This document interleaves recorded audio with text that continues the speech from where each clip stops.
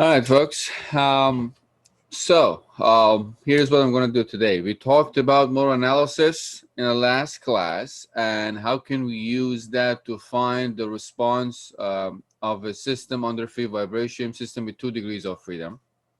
Now, I told you about the general procedure. I gave you step-by-step guideline how to find the system response. We said, well, that's the whole idea of modal analysis, is that we start with the system in physical space or physical domain with given initial conditions. The systems we're dealing with, they do not have dampings for now. So pretty much just a spring and mass systems, 2 degrees of freedom. And we give some initial conditions. There is no external force, it's free vibration. And then we said, well, we'll take the system from physical space to modal space, solve the equations of motion in modal space, because in modal space they are uncoupled, as we call it.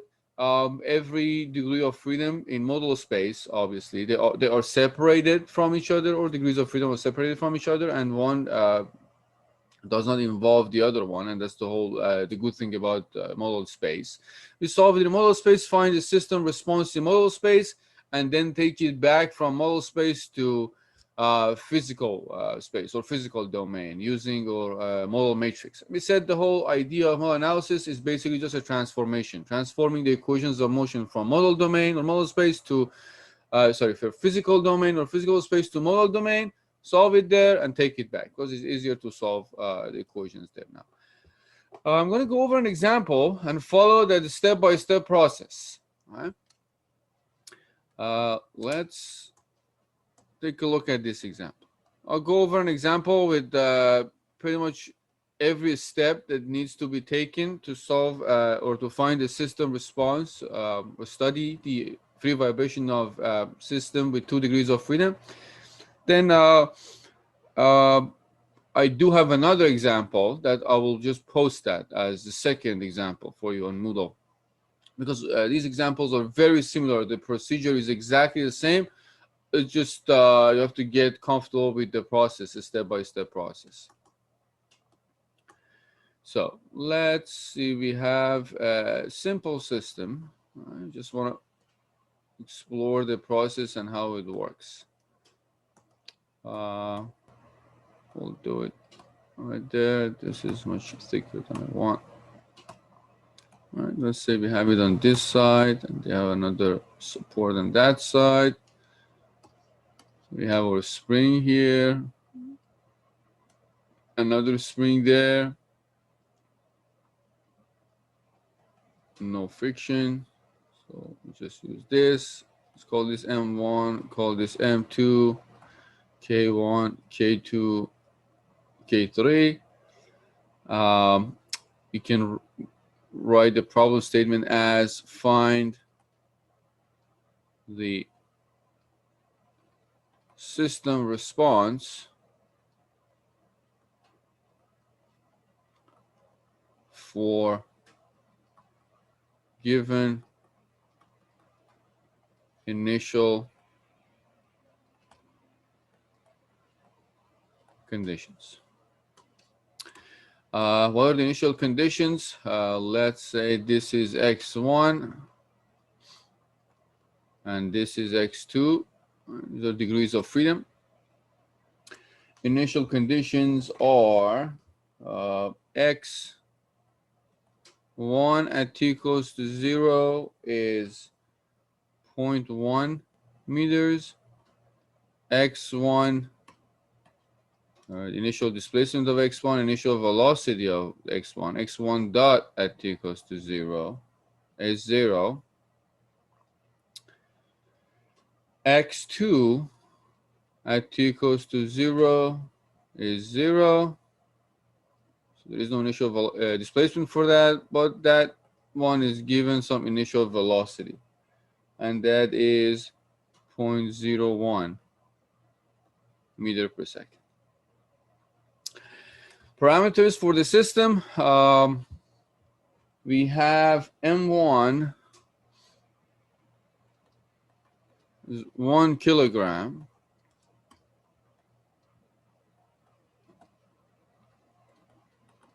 M2 is 2 kilograms. And we have K values. K1 is 1000 Newton per meter. K2 is 3000 Newton per meter. And K3, we are given 2000 Newton per meter. 1000, 3000, 2000. That's pretty much it. All right. So let's start the process. I'm going to go over the steps, the exact steps that I listed in the previous lecture, right? How to find the system response using modal analysis technique. So step one was to derive the equations of motion and write them in a matrix form. Right? So let's do that. Step one. These are following the steps we talked in the previous class. Step one. So we have to derive the equations of motion. How do I derive the equations of motion? Well, I have to draw the free body diagram for each mass. Right? Remember, we said the first thing you need to do, remember, first of all, you have to make sure that when you're deriving the equations of motion, you're assuming that directions of motions are in the same direction, or direction of the motion for each, for both of them are in the same direction. Either both are going to the right or both are going to the left. In this case, you just assume that both of them are moving to the right at this given moment. These two assumptions are needed to get the right equations of motion for your system. The second one, or as we said, well, we have to decide which one is bigger than the other one. All right, and I'm going to go with x1 greater than x2. Remember, it does not matter what this assumption, this one is, x1 greater than x2. You will still, even if you make the assumption as x2 greater than x1, you still should get the same exact equations of motion. So let's start with M1 right here. For M1, right, let's draw the block here. M1. X1 is greater than X2. Well, M1 is going to the right. So K1 is applying a force to the left to pull this back to its initial position. So K1, X1. Between M1 and M2, there is K2. X1 is greater than X2, so you can assume that X2, which is the motion for M2, is fixed. Right? M2 is fixed, and X1 is going this direction. So the spring K2 is trying to push this back to its equilibrium point. That's the direction. And we said, well, the magnitude is always the bigger motion minus the smaller motion, right? X1 minus X2. We always keep this positive. If your assumption was X2 greater than X1, then this should have been K2 X2 minus X1. Well, we always keep this positive. We determine the direction based on the way that the springs, and if there is a damper, dampers are acting. Remember, they're always trying to push the system back to its equilibrium position. This is the free body diagram, and the kinetic diagram for this is pretty straightforward. In this case, it's just M1, so we'll get M1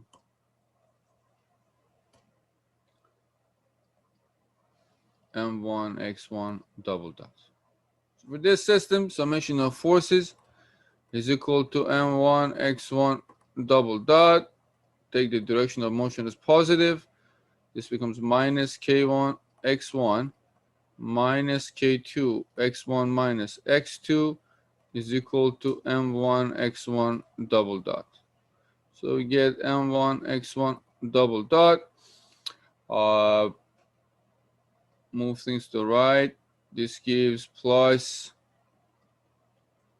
K1 plus K2 X1 minus K2 X2. It's the equation of motion for the first mass. For the second mass, we'll get for, let's write here, for M2, we have right there M2. All right, so M2 is going to the right, right? That's the its motion is x2.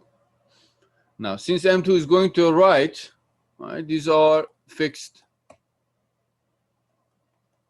supports. Since M2 is going to the right, K3 is compressed, so it's pushing M2 back, or is applying a force to M2 towards left. That would be the direction for that force. That becomes K3 x2. Now the force in between, well, you can either look at the free body diagram for M1 and say, well, K2 x1 minus x2, the force between two components are the same, like two sides of the spring is the same, right? Newton's third law, the magnitude is the same, the direction is just opposite. So you take the same force, put it on this mass in the opposite direction. That will give you K2 x1 minus x2. Or you can go with the same logic that you went with for the first mass. Right? The second mass is here. M1 is going to the right. X1 is greater than x2, so you can assume that, if you think about that, if this is x1 or M1, this is M2, they both move to the right, but as they move, since M1 is going faster, this happens. It gets closer and closer to M2, which means K2 is under compression in between. Now, when it's under compression and this is going this way, well, obviously the compressed spring is trying to go back to its initial form, so it's pushing two masses towards, it's pushing M1 to the left and M2 to the right. So you can find the direction. K2, or the force from spring 2, is applying to M2.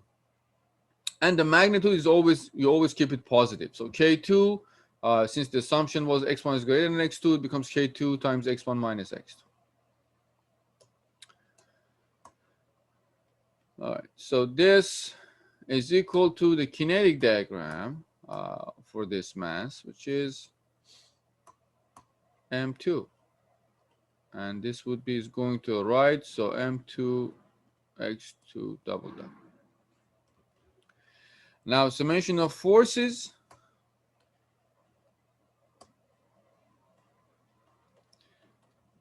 M2 x2 double dot positive. We take the direction of the motion as positive, so it's right. This becomes minus K3 x2 plus K2 x1 minus x2 is equal to M2 x2 double dot. So this is M2 x2 double dot. It's the acceleration component there. Let me write a better double dot. We'll take that to the other side. This becomes plus K2 plus K3. X2 and then minus K1 x1 is equal to 0. This is the second equation of motion. All right. Any question about these two equations of motion, folks? What we did here and the process that we followed.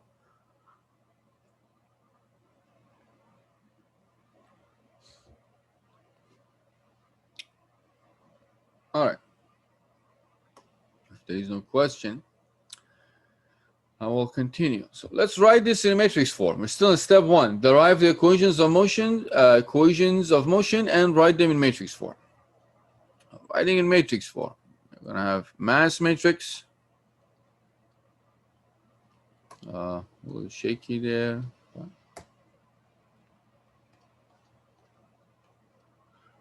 X1 double dot, X2 double dot plus stiffness matrix, make it a little bigger. X1, X2. Well, it's a free vibration, so there is no force to it. All right. Let's start with the first line. All right, this we said the first line comes from the first equation of motion. So that will be m1, right, times x1 double dot, and this is 0. The second part, the coefficient of x1 is k1 plus k2. Coefficient of x2 is minus k2. x2 double dot is m2, the coefficient. Right? Then x1 double dot, there is nothing in equation 2. Remember, second line is coming from the second equation. For x1 from the first equation, we have, actually, this is incorrect. This should be k2. Let me fix that. All right, when we move that to the right, this is k2 x1, so it's k2. All right, fix that. So looking at this equation, our mass matrix only gives us m2, this second element in that row. And for the stiffness matrix coming from the second equation, well, x1, the equation is minus k2. And for x2, you get k2 plus k3. So this becomes your equation of motion in matrix form, or matrix form of equations of motion. We can just call it equation of motion generally for a system with 2 degrees of freedom. All right. Step 2.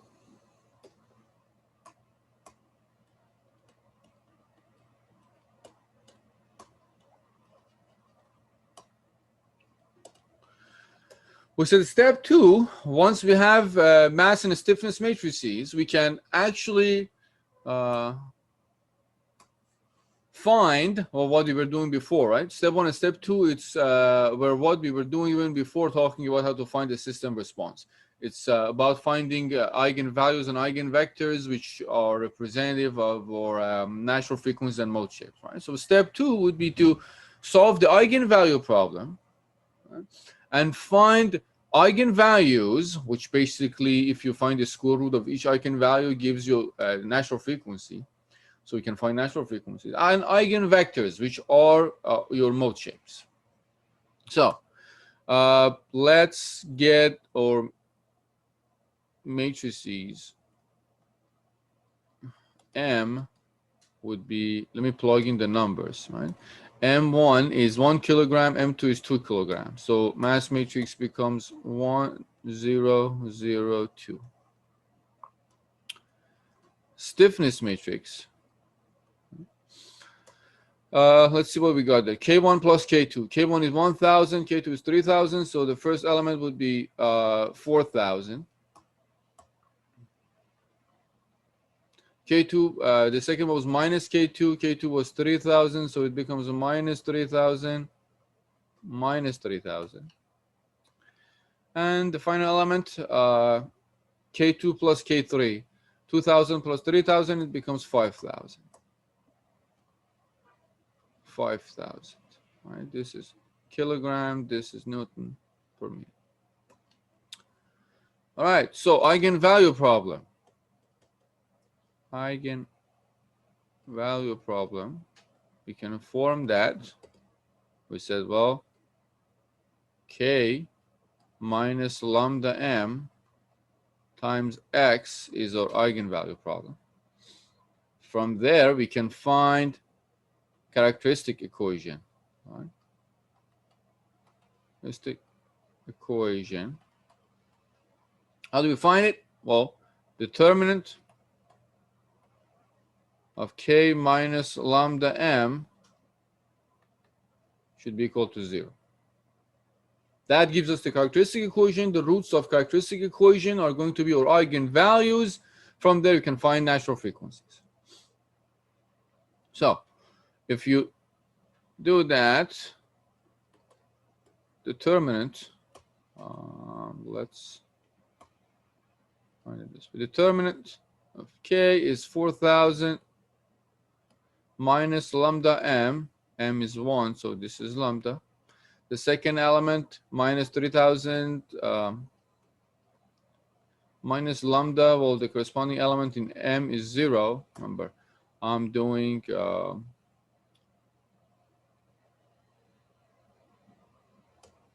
let me rewrite this in a way that might be easier for you guys to follow. Let's expand this. All right, determinant 1 parentheses here 1 0 0 2 minus lambda, right, 4000 minus 3000 minus 3000 and 5000 is equal to 0. Lambda is just a constant. You can just multiply that and bring it into the matrix. So you can just, this becomes lambda, lambda, lambda.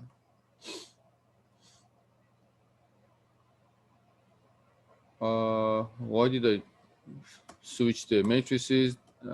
That's a good question that nobody asked. But I asked myself because that doesn't make sense, right? The K is the first matrix. So the K would be right here.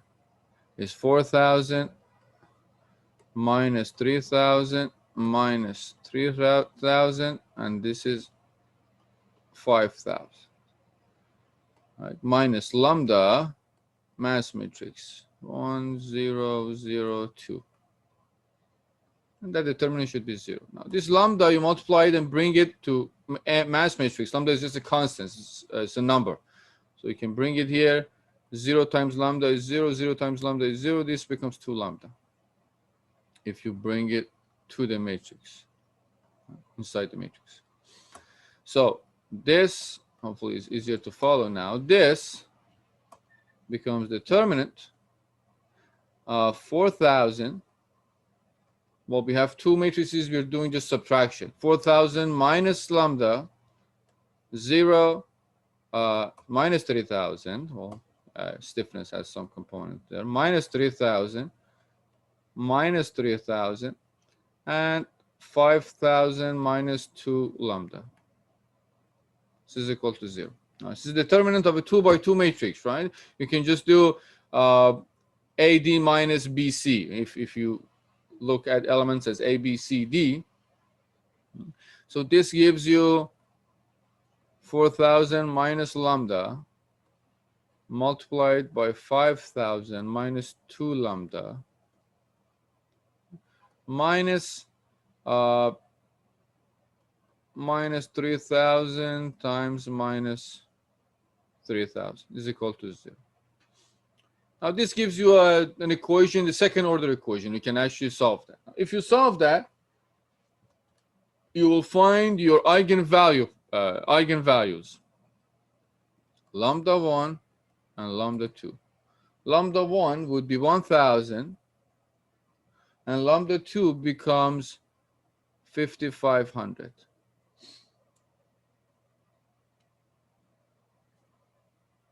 So these are eigenvalues. Now we want to find natural frequencies. So from there, well, first natural frequency would be a square root of first eigenvalue. Second natural frequency would be a square root of second eigenvalue. So the first one becomes 31.62 approximately, and the second one becomes 74.16 radian per second. These are your natural frequencies. So these are natural frequencies. We found natural frequencies. Let me underline this. All right, we're solving eigenvalue problem. We found eigenvalues, which from there we could find natural frequencies. Now for each eigenvalue, we can find an eigenvector, right? And that eigenvector would be our mode shift for that specific natural frequency. So for lambda equals to lambda 1 1000, right, in parentheses I say when the natural frequency is 31.62. For this one, what do you do? You look at the eigenvalue problem. You just say k minus lambda 1 m times x1 is 0. Then you write in a matrix form. You find two equations, x1 1 and x1 2, and you can find a mode shape from there. My first mode shape. I'll just give you the answer. x1 1 becomes, well, x1 becomes 1 and 1. This is your first mode shape. First mode shape. For lambda equals to lambda 2, you get 5500 when the natural frequency is 74.16.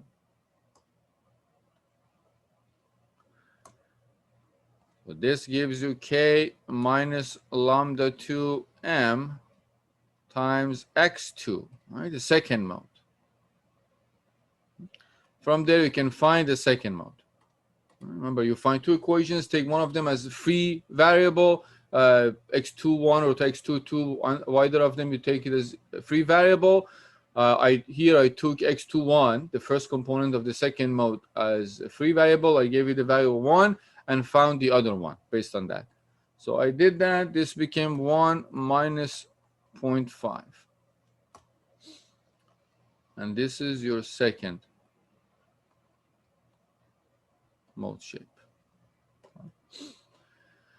Now you have these two. You can find, you can form the modal matrix. Remember, we said modal matrix is pretty much a matrix that each column of that is one mode shape. And we represent that with psi. So from there, modal matrix psi becomes, well, the first mode would be the first column, 1 1. The second mode would be the second column, 1 minus 0.5. This is your modal matrix.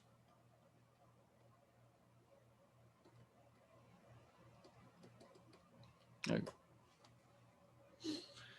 All right, step 2. That was step 2. Step 3, well, knowing modal matrix and knowing mass and stiffness matrices, now the whole process is to decouple these equations. Now we have to take these equations from physical space to modal space, right? Because you want to decouple them. If you go back and look at the equations of motion, equation 1 and 2, in equation 1 you have both x1 and x2. In equation 2 also you have both x1 and x2. But if you somehow can find a way that you can decouple these equations, so one is not related to the other, then it's pretty easy to solve. And that's what modal analysis transformation or modal transformation does for us. So step 3,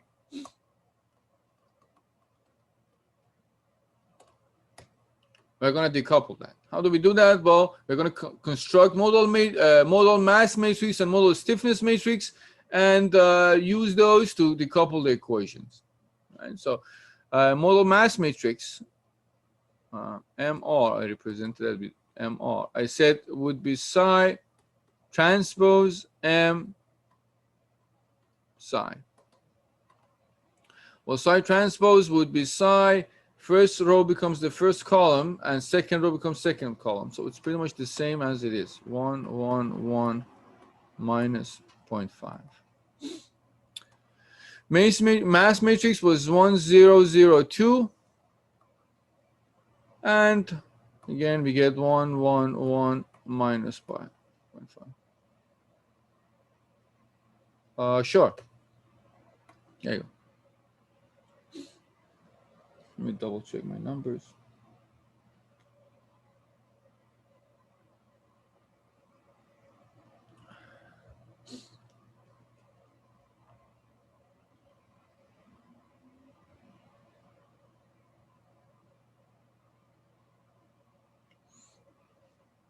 So you have three matrices that you have to, of course, you have three matrices that you have to do the multiplication for them. Right? First one, let's just do it.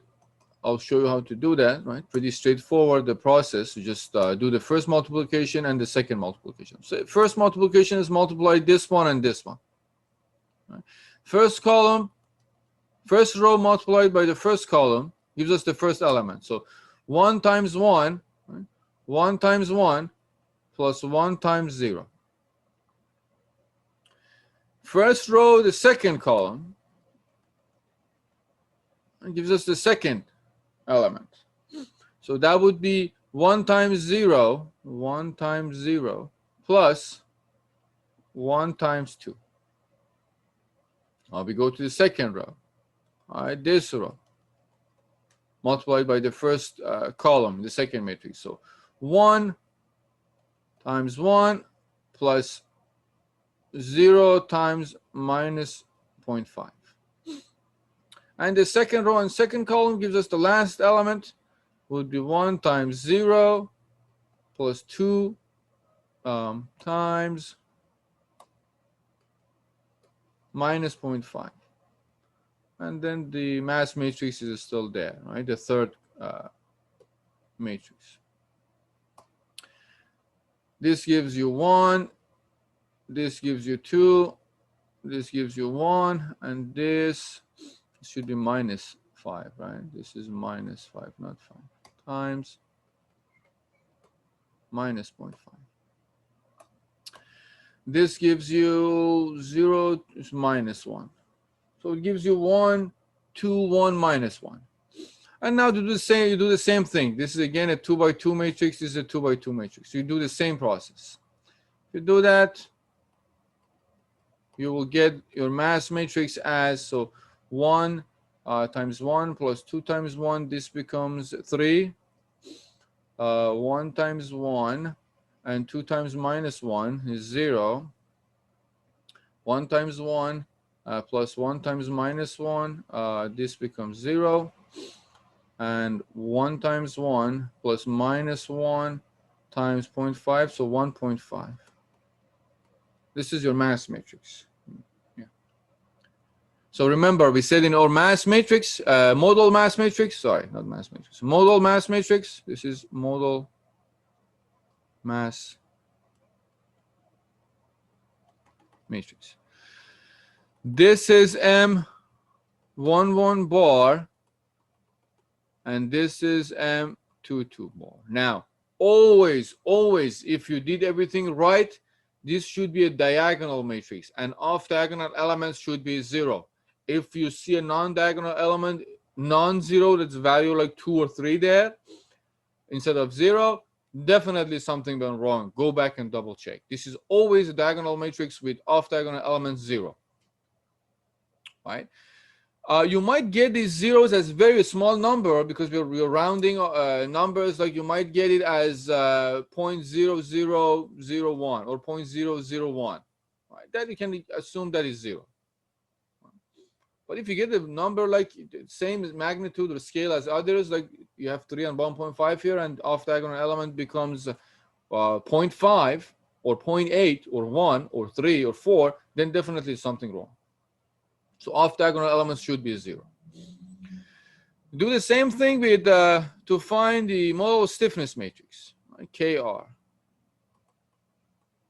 Psi transpose K psi. Psi transpose was 1, 1, 1 minus 0.5. K was we had K as 4,000 minus 3 and 5,000. So 4,000 minus 3,000 minus 3,000, 5,000. Was that 5,000? Yeah. I never double checked my, yeah. And then we have psi, which is 1, 1, 1 minus 0.5. I'm going to do this operation very similar to what we did before for mass, modal mass matrix, right? This is modal stiffness matrix.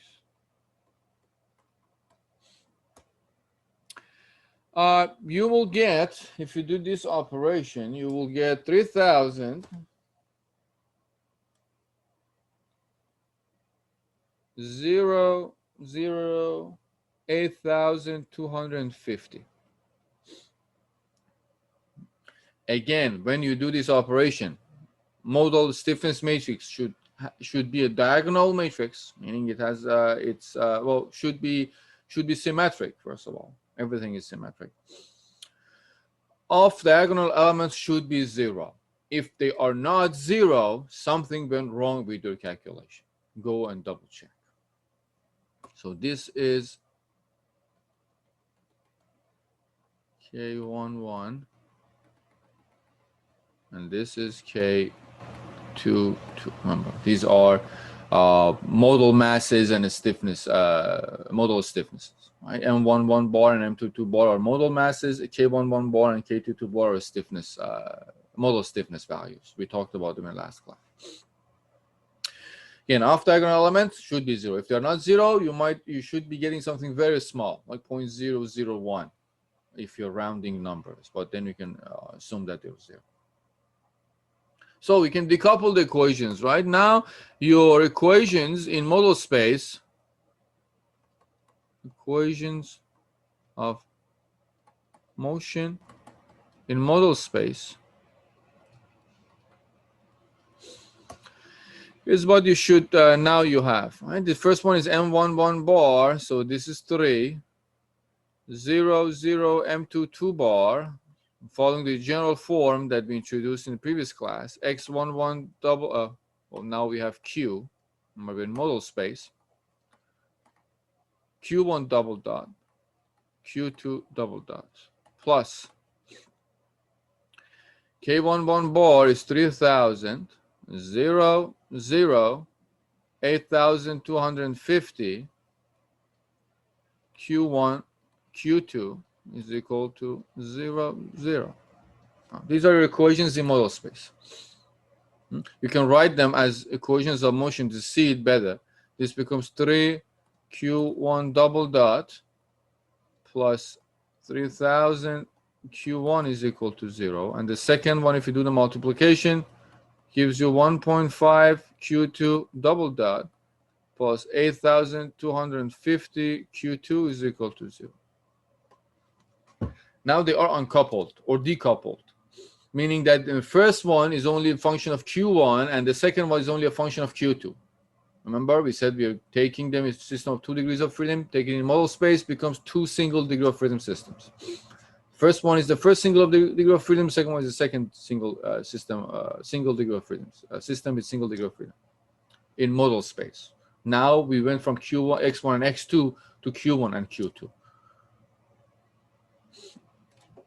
Now, why do we do that? Because once they become systems with single degree of freedom, this is basically just a spring mass system. Right? This is pretty much is this M11 bar as mass, K11 bar, and the coordinate is Q1. This is K22 bar, M22, and the coordinate is Q2. So these are just single degree of freedom systems. We just have to solve them. We know how to solve a single degree of freedom mass spring system all the way back to the beginning of the semester. Right? System with just a spring mass system. This is it. Now, step 4, we said, well, once we construct this, we have to take initial conditions from physical space to modal space, right? We have initial conditions x1, 0, x1 dot 0, x2, 0, x2 dot 0. Initial velocity and displacement for mass 1, initial velocity and displacement, for mass 2. Now, these are in physical space. Now we're solving everything in modal space. So we have to take these from physical space to modal space to be able to solve. So we have our single degree of freedom systems. Now the goal for step 4 and 5 is to find the initial conditions in modal space. How do we do that? Well, first we said to get the right value, we have to normalize modal matrix and then use the normalized modal matrix to transform initial conditions from physical space to modal space. Right? So step 4, well, we do the step 4 to normalize the modal matrix. Right? How do we do that? Well, I gave you the equations. X1 normal or normalized is x11 and x12 times 1 over square root of m11 bar. This gives you this multiplication. This gives you the normalized first mode in normalized form. x11 and x12 were like 1 and 1, right? And times 1 over m11 is square root of 3, m11 bar. We already know that. From there, you can actually find the value, the normalized value. It's 0.57735. I don't know why they go that far for exact values. 57735, or they're the same number. Same thing for the second mode, x2 norm. Well, x21, x22 multiplied by 1 over square root of m22 bar. x21 and x22 were 1 and minus 0.5 times 1 over square root of 1.5. Let me double check. M11 bar. M22 bar is 1.5, yes. So if you do this multiplication, you will get 0.8165 and minus 0.4082. Now, knowing x1 norm and x2 norm, you can form the psi norm, like model matrix normalized with respect to model mass. The same process that you were finding model matrix before. Now, instead of first mode and second mode, you put first column as the first mode normalized and the second column as second mode normalized. So I'll put them right there. 57735. 57735. The second one would be 0.8165 and minus 0.4082. This would be your normalized model matrix. Why do we do this process? Why do we go through this pain? Because, as I said, to get the right equivalent of initial velocity and displacement for each degree of freedom in physical space in model domain, right? Get the right values equivalent of them in model domain, we have to use the normalized model matrix. Step 5, now that we know the normalized model matrix, we can use that to transform our initial condition. Remember, initial conditions where we have, right, x naught for initial conditions, which is basically x10, x20, which is equal to, I have to look these numbers from the problem statement, and we have, this is x0.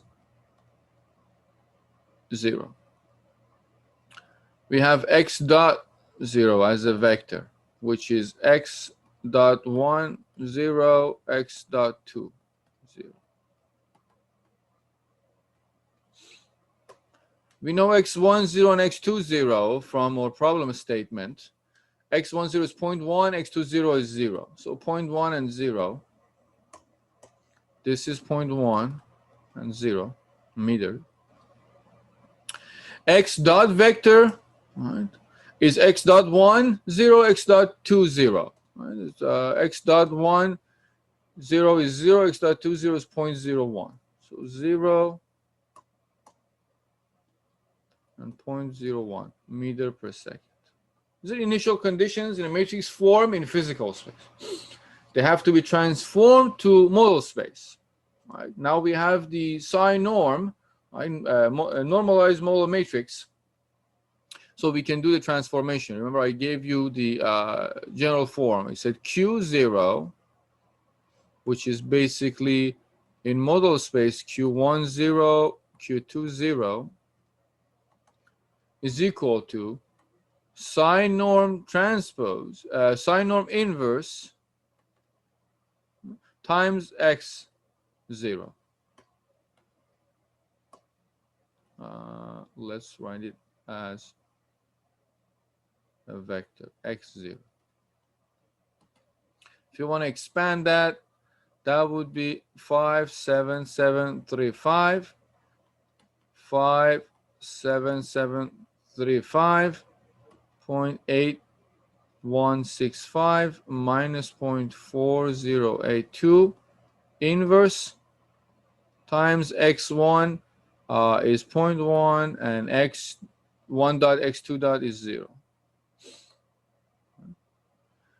This is a 2 by 2 matrix, 2 by 1 vector. It gives you a 2 by 1 vector. So that, if you do the operation there, I'll leave it to you to find the inverse of that matrix. It's a good practice. It's 0.0577 and 0.08165. You can see that I'm writing the numbers with multiple digits. Precision, you need that. Don't cut the number to 0.08 or 0.05. You actually have to go to 3-4 digits. So at the end, the rounding those numbers do not give you wrong values. So this one is Q1 at 0, and this is Q2 at 0. Remember, we are finding initial velocity and displacements in model space, because we need those initial conditions along with the equations in model space to solve our equations in model space. Same process for velocity, initial velocity in model space. Q1 dot Q2 dot is equal to psi transpose norm times x dot 0. Not transpose, inverse, sorry. 57735, 57735, 8165 minus 0.4082 inverse times the vector. Let me write a better inverse there. Inverse of this matrix times the vector. Vector is x dot. So x dot 1 is 0, x dot 2 at t equals to 0 is 0.01. If you do this multiplication, 2 by 2 matrix, 2 by 1 vector, you will get 0.01154. I guess I did a little extra. You don't have to go that far. Usually 4 digits are good enough. And this is minus 0.008165. So this is Q1 dot, this is Q2 dot. Initial velocity for each degree of freedom in model space. Now, once you know these, all you need to do is to solve those equations in model space. So step 6.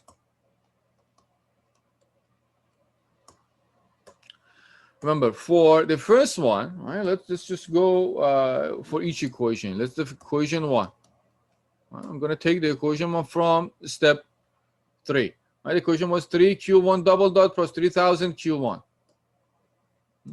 3 Q1 double dot plus 3000 Q1 is equal to 0. With, what are the values associated with that? Well, with first natural frequency or natural frequency for this, which is first natural frequency, we found it to be 31.62 radian per second. And initial conditions, Q1 and Q1 dot. Q1 we got 0.0577, and the velocity we got 0.011547. I got these from the previous system, right?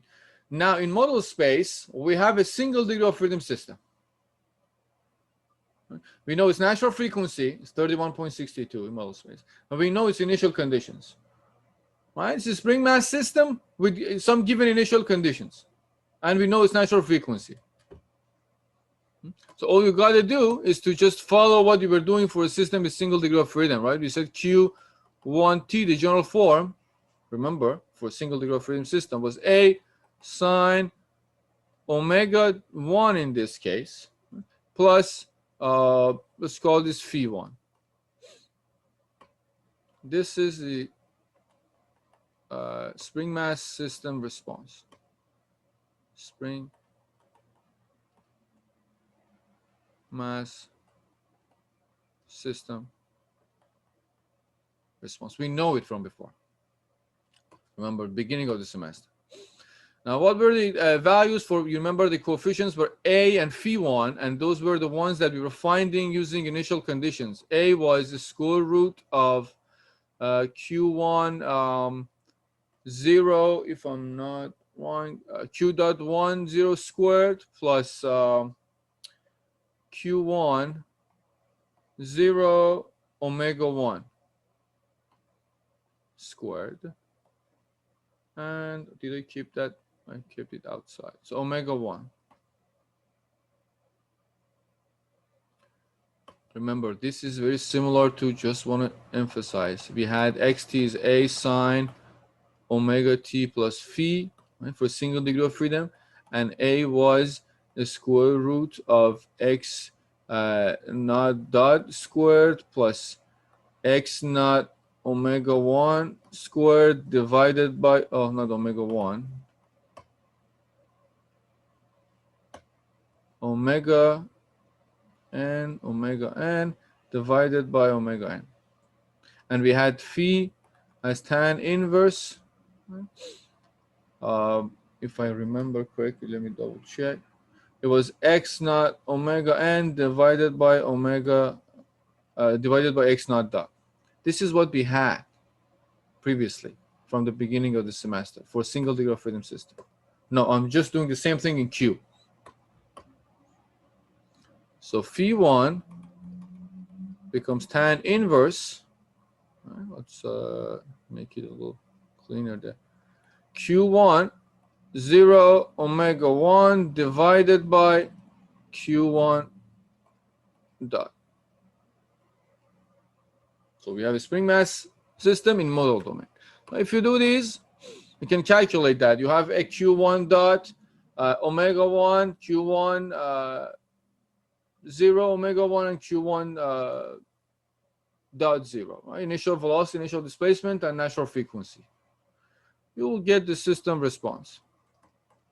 Q1t, you will get 0.0577 sine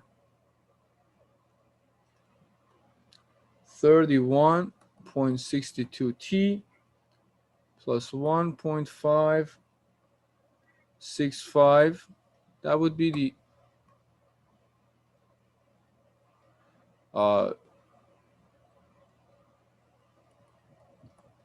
system response in modal space. We do the same thing for the second equation. Right? The second equation of motion, we had it as, we decoupled equation, so we got 1.5 q double dot plus 8250 q. So 1.5 q2 double dot plus 8250 q2 is equal to 0. What do we have with this? With W omega 2 as a second natural frequency, and we also have the initial conditions, Q dot 2. Right, second natural frequency is, we got it when we found eigenvalues, 74.16, 74.16 rad per second. And we have initial conditions. We have Q20 and Q2 dot 0. So 0.08165, 8165, and Q2 dot is minus 0.008165, minus 0.008165. So you can find this response to this too. This case, you have Q2t is equal to, let's call this A1. So things are not separated, they are separated. This becomes A2 sine omega 2t plus phi 2. A2 being, again, these are the constants you're supposed to find, knowing the natural frequency for that mode and the initial conditions. So this becomes Q2 dot squared plus Q20 omega 2 squared divided by omega 2. And your phi 2 would be tan inverse Q20 omega 2 divided by Q2 dot.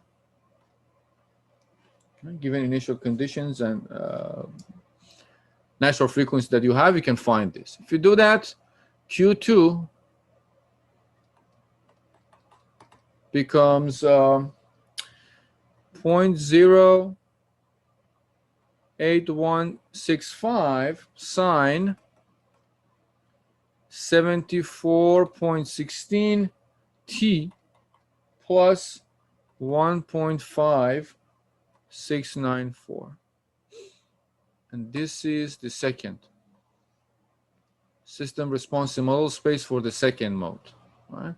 Space for first mode, the first one.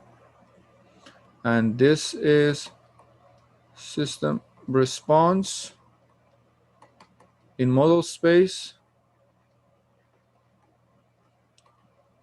for the second mode.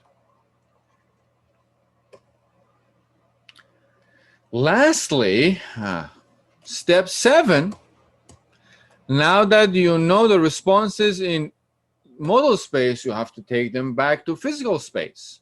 You use the transformation. You know that xt is equal to psi norm qt. So what is the meaning of this? Well, you're going back from, once you know the q values of system response in model domain, you get them in physical domain.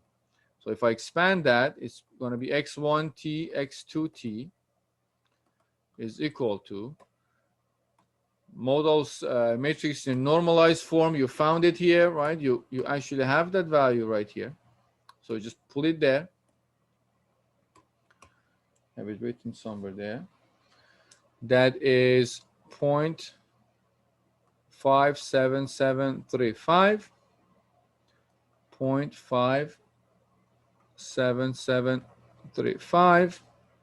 You have 0.8165 minus 0.4082, and then multiply that. Well, Q1 and Q2, right? You have Q1 and Q2. Just plug them here.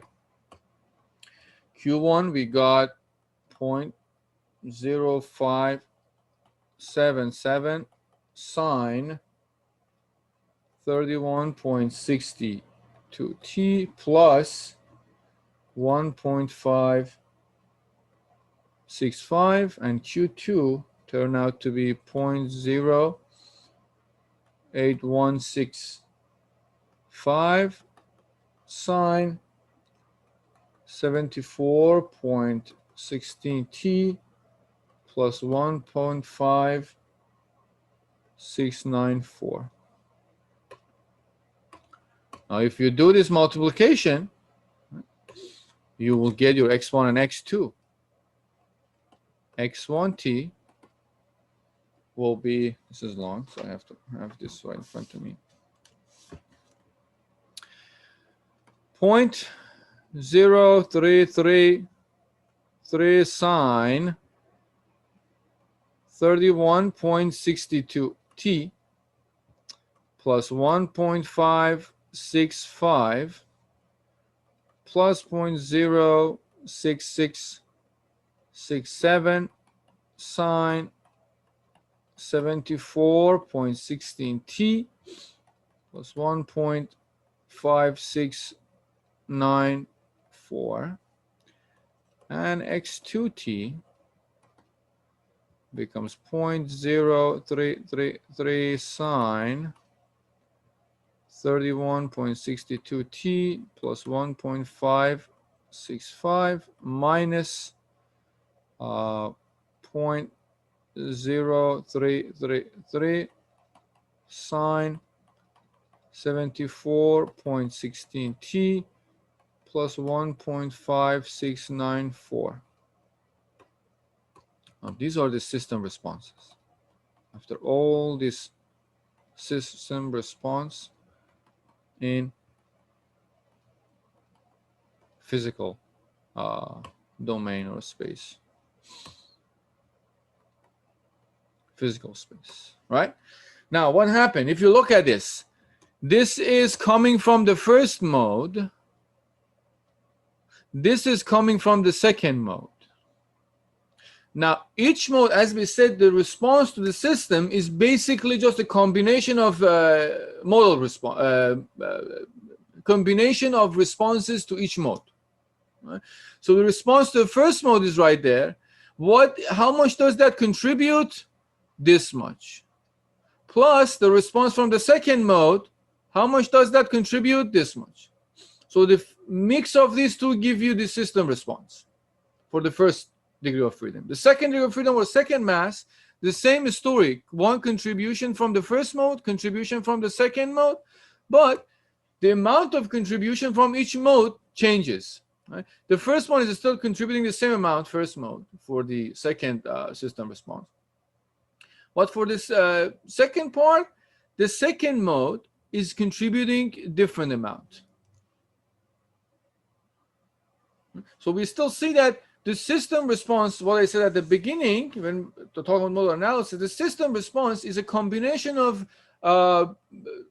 modes that we have. We have two modes here, so the system response would be the combination of two modes.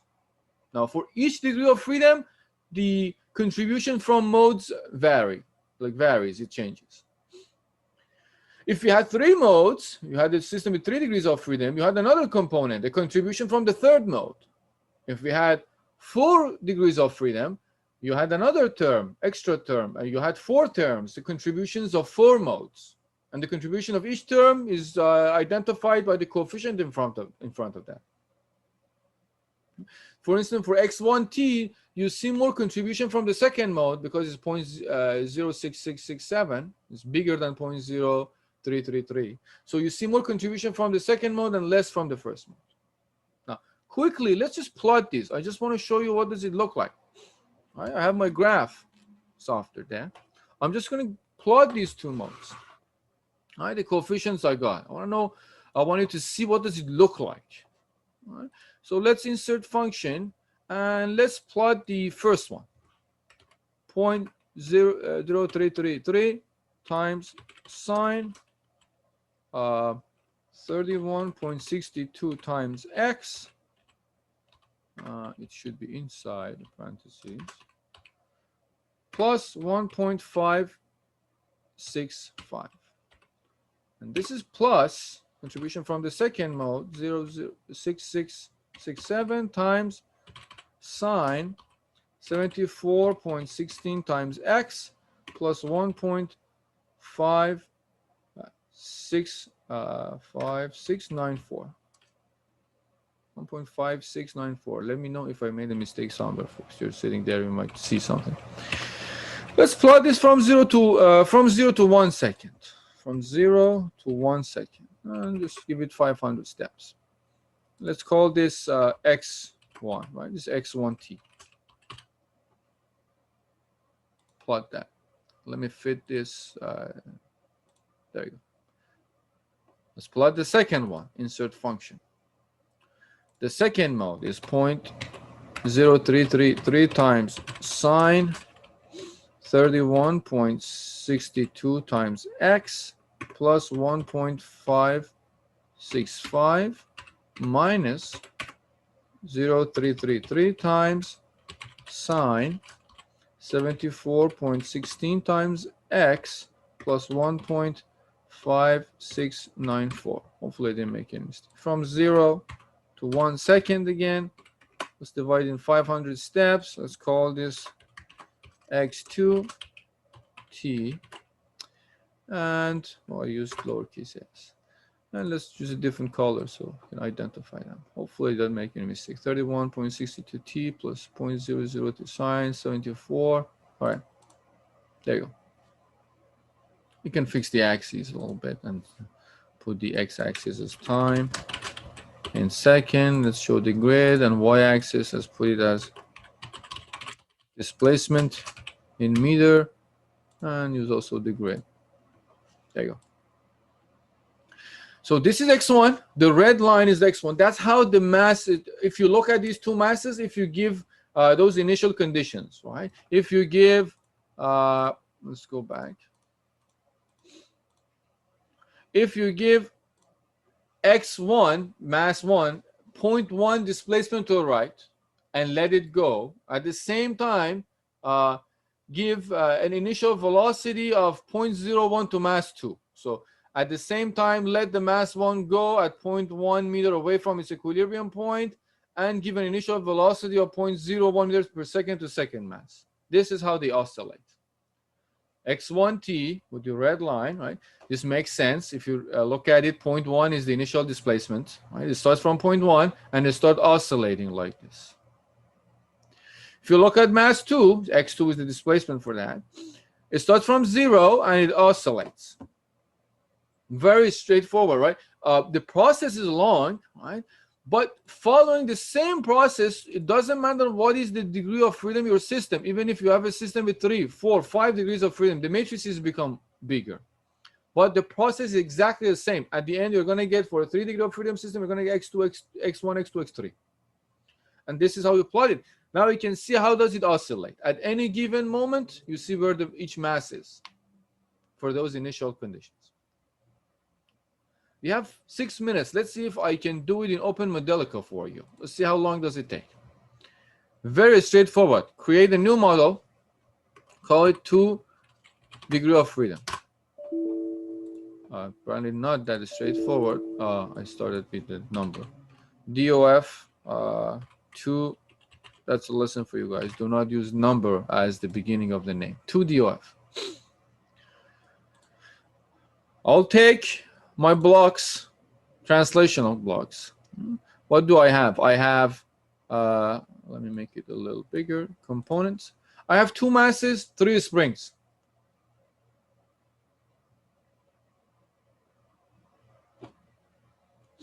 So I have 2 masses. I put the first mass here, M1. I'll put the second mass there, M2.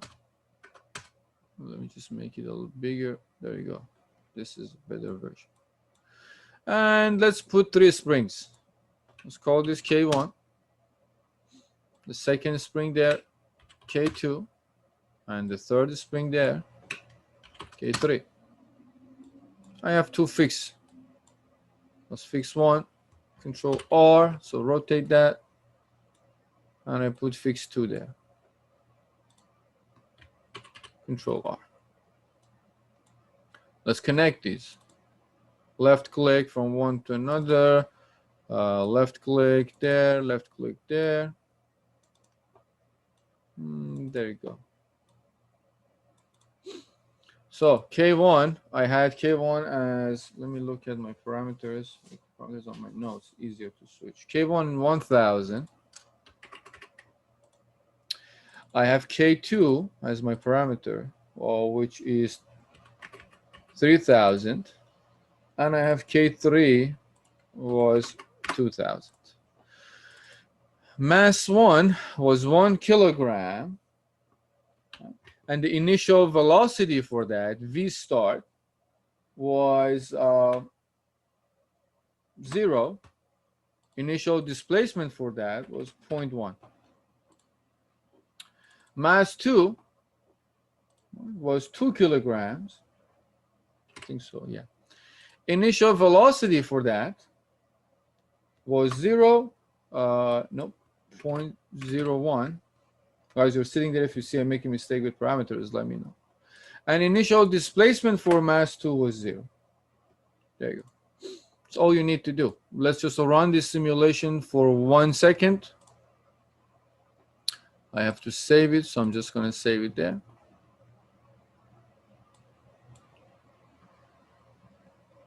Just going to wait till it runs. If I did not make any mistake, things should be good.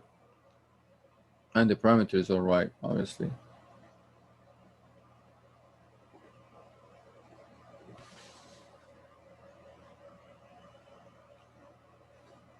Taking longer than expected. There you go. So I go to M1. S is displacement, V is velocity. Plot the displacement. Yes. Go to M2. S is displacement, V is velocity. I plot the displacement. And there it is. I have my plot. Let me move things around a little bit. Or maybe I can bring the other plot. If you make a comparison, I don't have time to export this and look at it. But if you make a comparison from what we got with, let me move it up a little bit. There you go. What we got for the analytical model and what we got for the model in, let me also change this axis and fit it exactly to X to 1 second. So it might be easier to, there you go. You will get this, you will see that they're pretty much the same thing, right? The analytical response and the result we get from the modeling. It's easy to model in OpenModelica. Throw it there, give initial conditions, we get the displacement. Now, if you want to get velocities, well, in analytical solution, obviously you have to take derivative with respect to time from x1 to get the velocity and take derivative with respect to x2 to get the velocity for second mass, to get v1 and v2, and plot it. In OpenModelica, well, it's relatively straightforward. You go to, let me create a new plot by going there and new plot window. Under F1, right, velocity, V1 for M1, and under M2, velocity. We get the velocities for this meter per second. Right. You can clean up the graph, let's say for the first one, you say, easier, say x1t, and get a thicker. For this one, let's say x2t.